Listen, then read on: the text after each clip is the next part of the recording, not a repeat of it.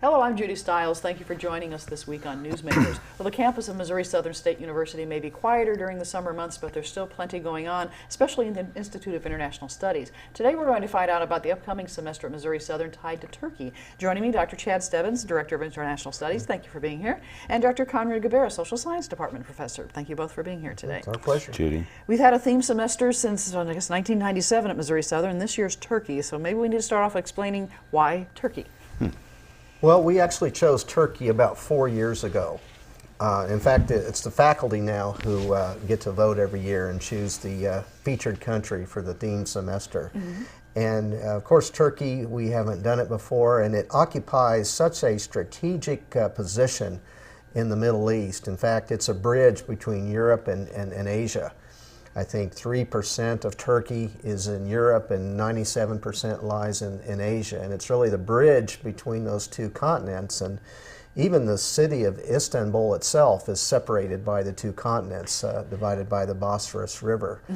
But we chose Turkey because it occupies this great strategic importance. It historically has been an ally of the United States. It has a large population, 81 or 82 million. It's about the size of Texas. It's a growing and booming economy. A long-time NATO partner of the United States. They've been trying to get into the European Union for a number of years. So just all kinds of reasons, really, why we decided to finally focus on Turkey this fall semester. Right. And of course, you'll have a lot of activities and things planned, as we have every semester when these themes come around. Dr. Gubera, I know you're always interested in the cultural aspect, and it sounds like this part of the world, or Turkey in particular, really has a lot of cultural differences, vast cultural mixing, perhaps. Well, boy, they have good bread. They have an awful lot of variety of bread. And if you like bread, go to Turkey, There are a lot of different people in Turkey. I was struck by, and it's beginning to be something of a problem for them, the refugees that are moving into Turkey from Syria.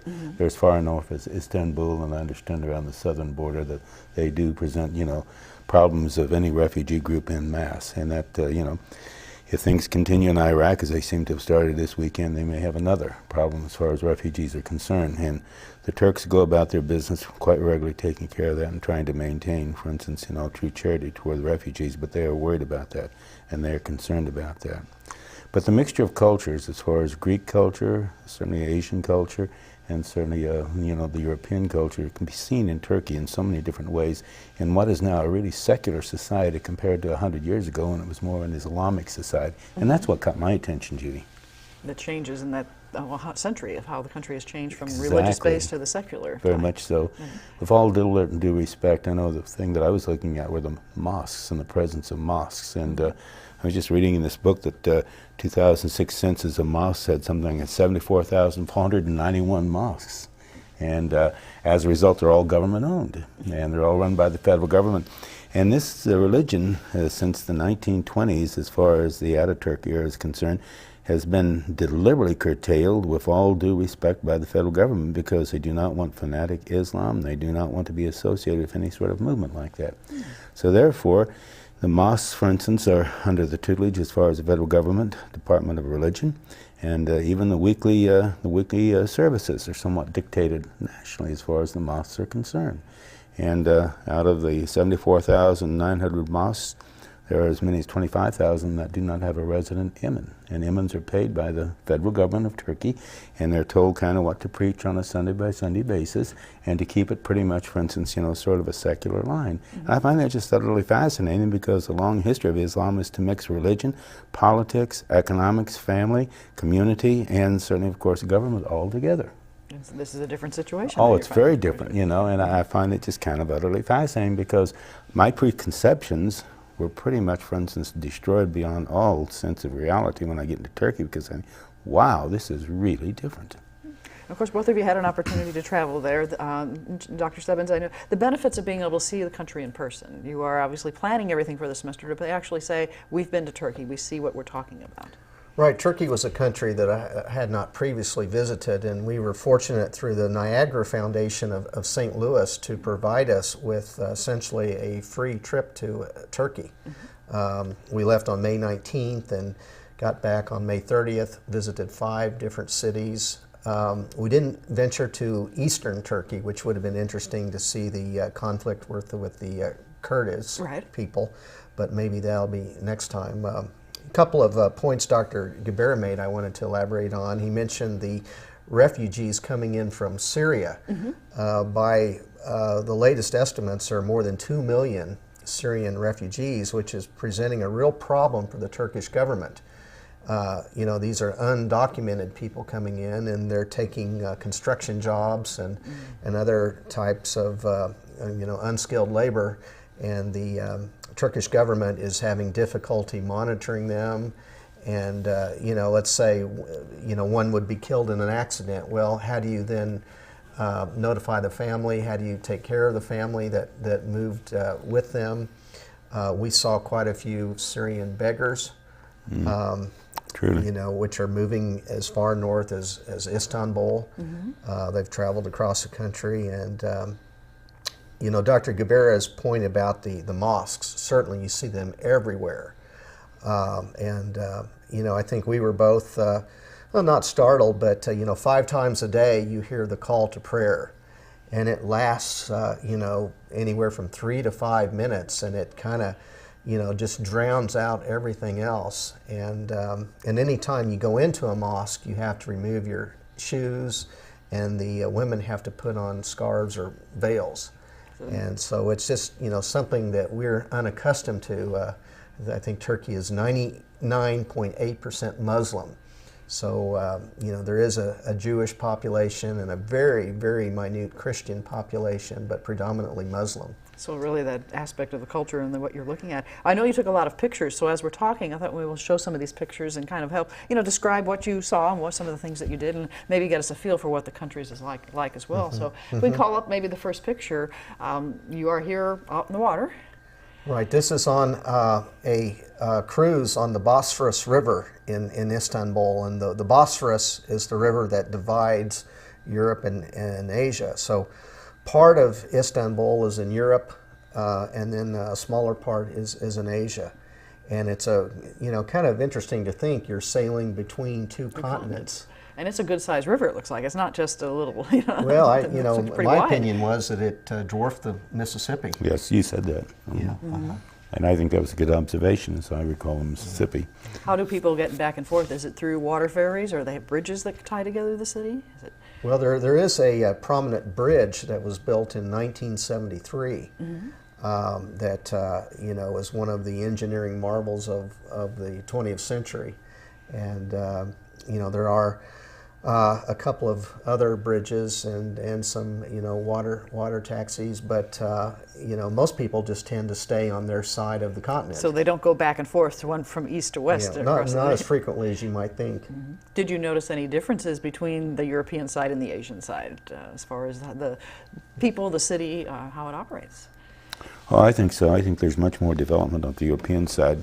That's where the Trump Towers are, by the way. Yeah, the Donald is there, and I got a picture of that I'll show later on. I noticed that there seemed to be a much more residential area as far as the Asian side was concerned. Smaller shops, and certainly perhaps maybe, you know, that not the corporate sense that you do as far as the European side is concerned. I really do think the European side really ties in nicely as far as our approach toward the European Union and the European Economic Union, as far as their appeal to get into the European Economic Union. They're really capitalists. They are true capitalists. Everybody's out to make money. Money is now the ruler of Turkey. You know, a pound, a buck, a lira, you know, a pound. Money makes the world go round. To quote, for instance, that song from what, you know, one of the musicals I've forgotten.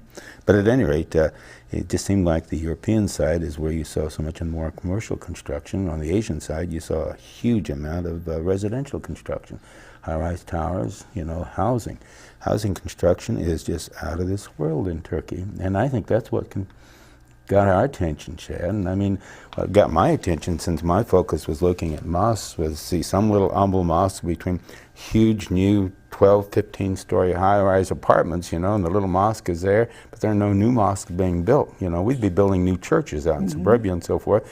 Doesn't seem like any new mosques are being built, but everything's being built around the old mosques. Just build around it. And it's just sort of an icon there, because people are really, and this is the end result of secularism, visiting mosques less. As I say, over a fourth of the mosques do not have a resident imam or a priest. Right. And the movement is toward making Islam more of a spirituality rather than a community type religious, religious participation. And the mosques are open, and they refer to them more as far as, instead of places of worship, just places of prayer.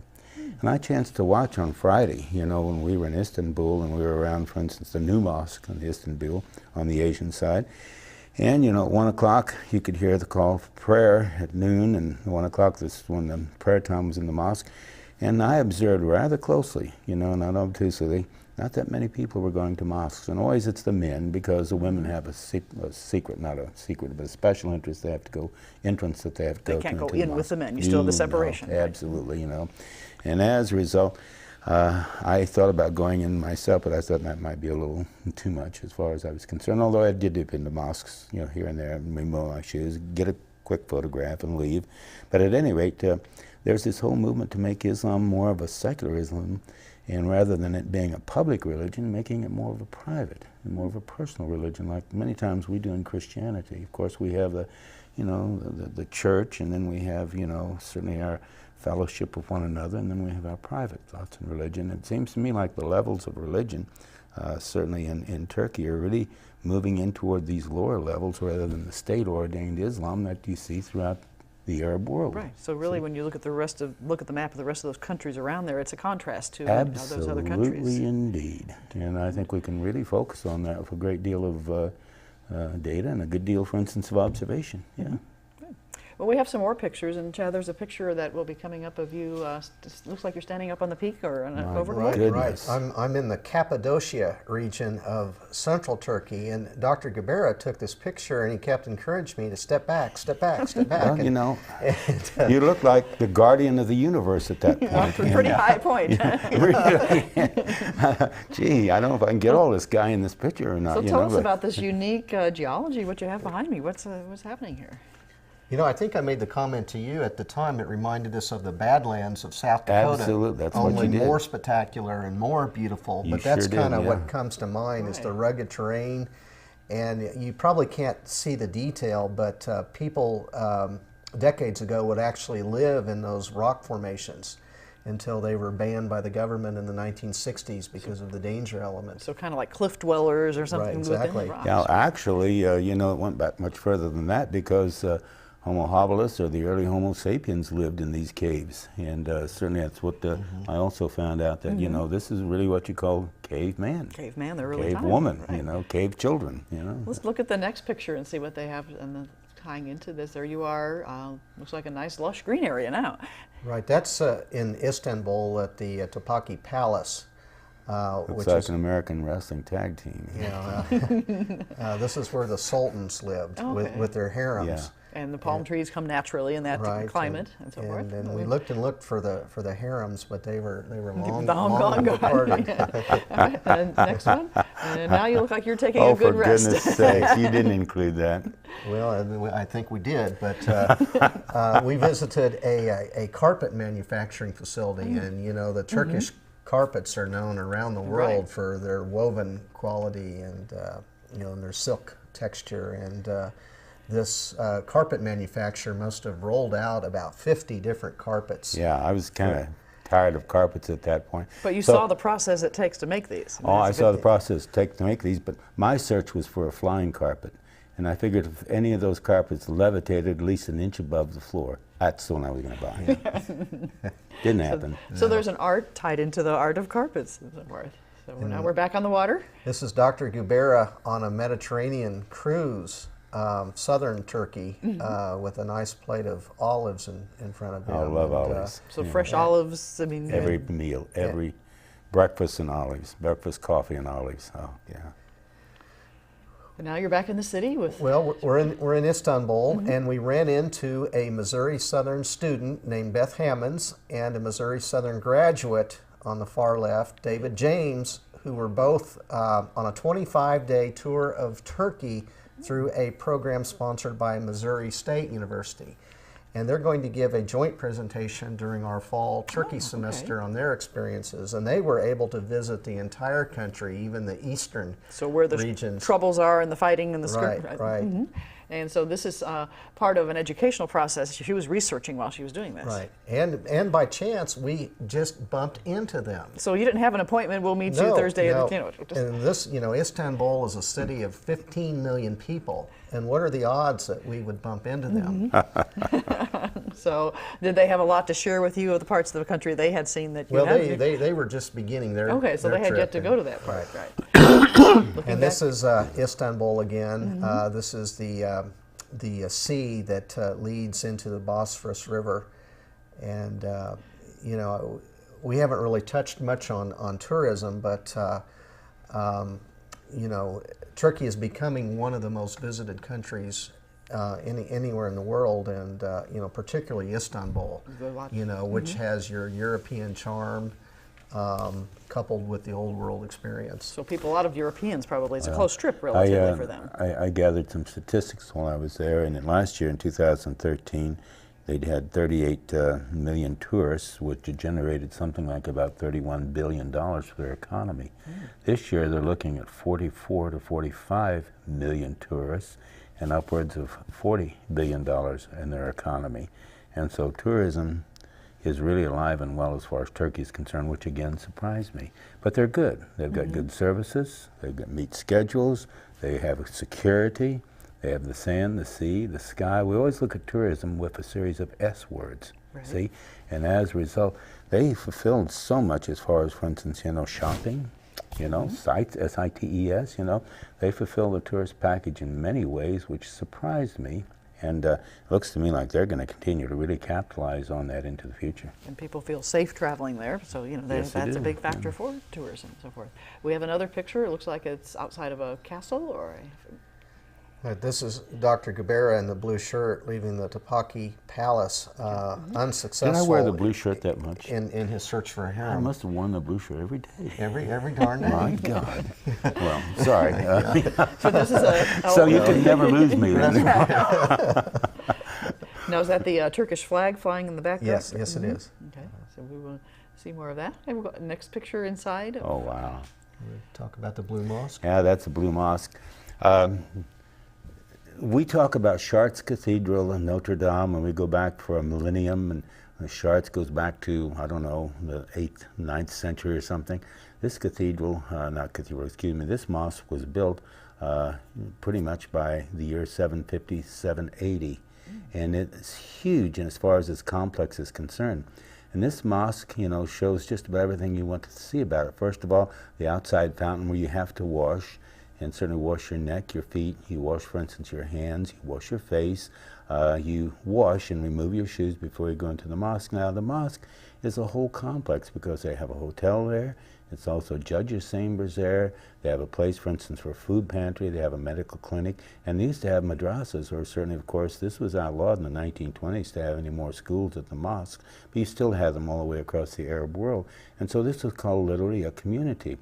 And so this was the Sultan's mosque, or certainly, of course, the leader of the country. And so you make the mosque big and bold and beautiful. And as a result, this is called the Blue Mosque.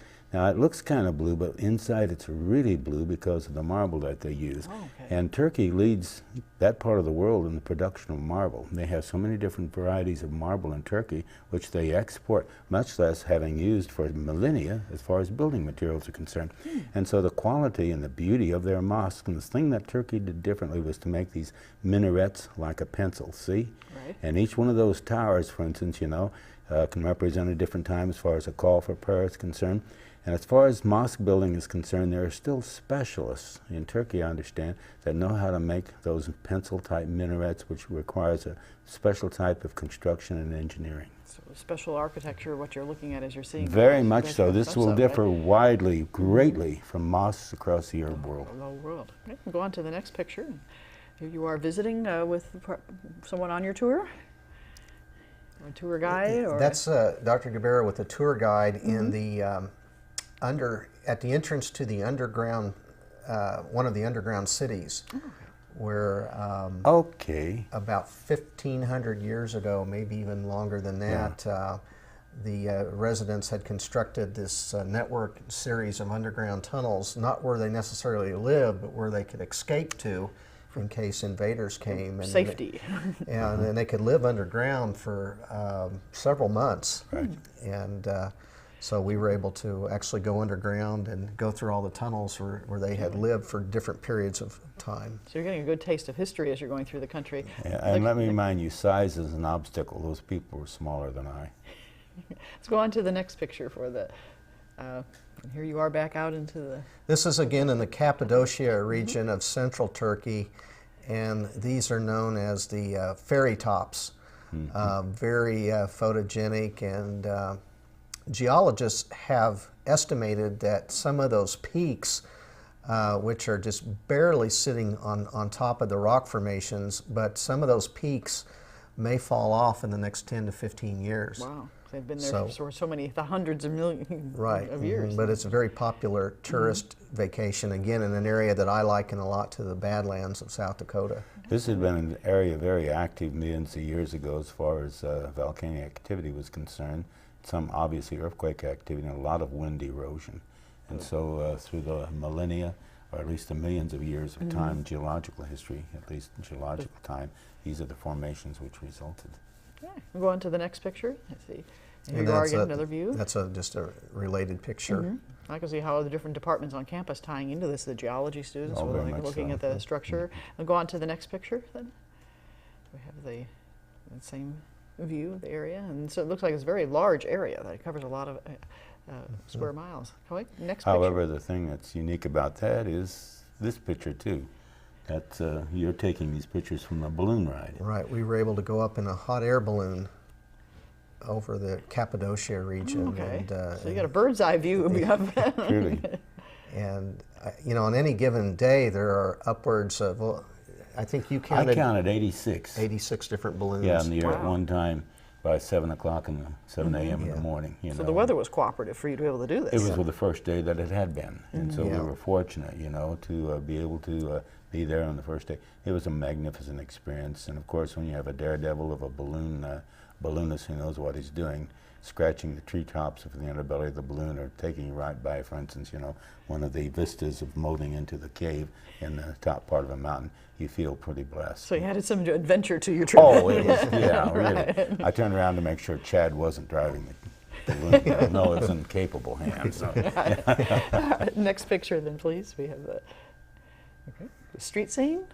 Just a street scene of how some people would dress in Turkey, and we saw all forms of clothing, you know, from the very conservative attire to the more, you know, what we would call American clothing. American, European, casual style clothing. But I've got an observation here. These are probably tourists, because there are laws in Turkey, literally as far as Turkish women citizens of being veiled out on the street. They cannot be And that veiled. is, they cannot be veiled, and they cannot be veiled, for instance, you know, when they attend the universities or come into government buildings. It's part of this secularization as far as Turkish society and separating it from Islam.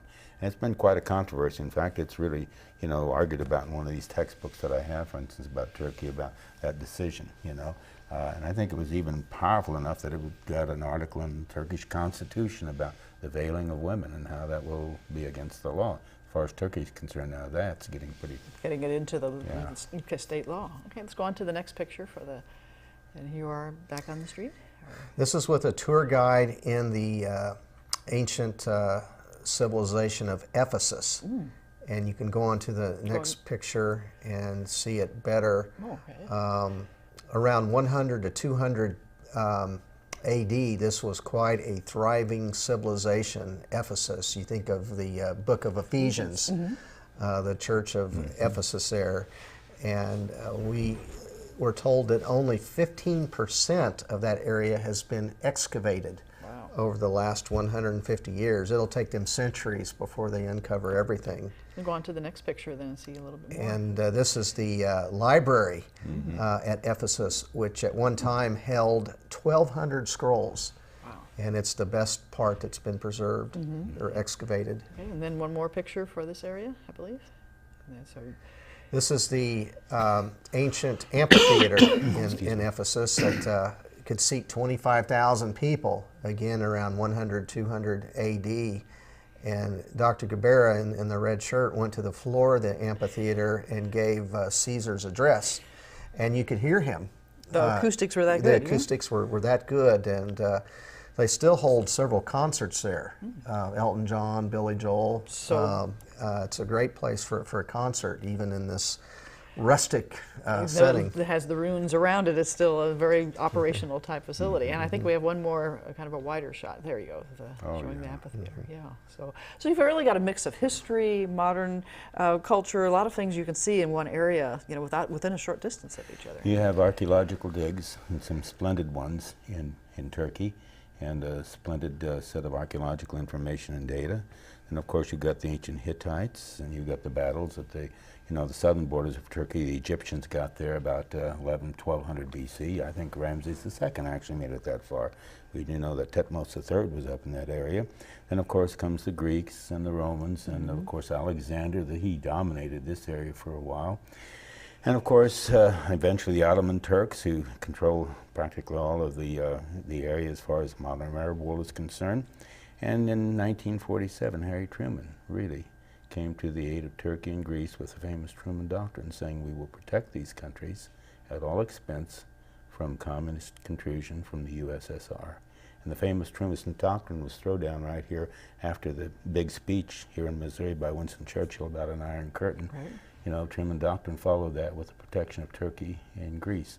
And before you know it, we had a ring of missiles around the Soviet Union in the northern edge of Turkey, which was negotiable because of the missiles of October in 1962. So Turkey has really played really well into a lot of the history internationally with the United States. So the tie between the U.S. and Turkey continuing to go on. Well, before we run out of time, you will have information posted as we go along this summer for people to find out about the many events you'll be having for the Turkey semester? Right, we'll have our Turkey schedule, Turkey semester schedule posted on the MSSU homepage. And we will also be sending out brochures as we do every year. And we hope to have around 40 events featuring Turkey. We have guest speakers coming in, including a couple from Missouri State, the one, Dr. David Romano, who led our 2 students on the 25-day trip to Turkey. We have 6 or 7 Turkish films, some Turkish food tasting, Turkish readings. We have a performance by a band called Istanbul Breeze, based out of Bloomington, Indiana. Our Missouri Southern Music Department is contributing through a concert of Turkish music by the Symphony Orchestra, and Dr. Wise's Jazz Ensemble is performing a piece that was especially commissioned for the Turkey semester. Oh, wow, okay. Quite a few things, quite a variety to showcase Turkey. Dr. Gubera is giving a presentation. Right here it is, folks. on the mosque next door. I can't wait to the mosque next door. Isn't that a great title? Well, a lot to look forward to. I'd like to thank you both for coming in, I know during the summertime, coming here to campus to do this program and sharing information to let people know what they can find out more about in the fall. And thank you for being here today. Thank you, Judy. Yeah. You're welcome. And thank you for joining us this week. Hope to see you again next week at the same time on this station. We'll see you then.